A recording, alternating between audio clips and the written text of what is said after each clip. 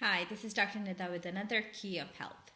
A dear friend asked me to do a video on why children grind their teeth, so here it is. Teeth grinding is called bruxism. Teeth grinding in kids has become a common occurrence, and many parents think it's a normal part of growing up. Actually, it's not. Teeth grinding may be a sign of a larger problem and should not be ignored, neither in children nor in adults. There are a few potential causes of teeth grinding. Teeth grinding during sleep can be due to an airway issue. Small airways can cause a person to not drop into the deepest stage of sleep, which means their lymphatic system isn't fully running. Your lymphatic system cleans the brain of important neurotoxins during sleep. So, sleep is a crucial part of your child's brain development periods. You should never ignore teeth grinding in your children because later on in life it can result in sleep apnea, which can lead to chronic brain and heart disease. Another major cause of teeth grinding, especially in children, is parasites.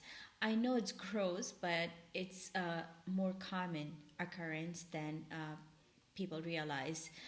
All parents and childminders should be aware of the fact. To stop teeth grinding in kids, we need to know what is the cause in the first place and then find a solution. There are some other causes of teeth grinding, such as stress, anxiety, missing tooth, crooked teeth, and abnormal bite. But in children, two major causes of teeth grinding are airway issues and parasites.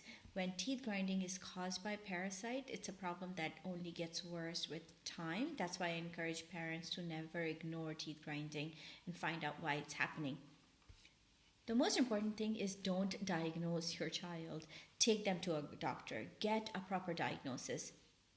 Then contact a naturopath or a natural health care provider and work with them closely until you get the desired results. As you work with a healthcare provider to address the issue, you can visit a dentist and get a night guard to prevent further damage to the teeth and associated symptoms like sore jaw and headaches. I hope this helped you understand the topic in some depth. I'll be sharing how to treat parasites naturally in children in another video. Until then, take good care of yourself. Make sure to like and share the video and subscribe to my channel. Until next time, take care. Bye-bye.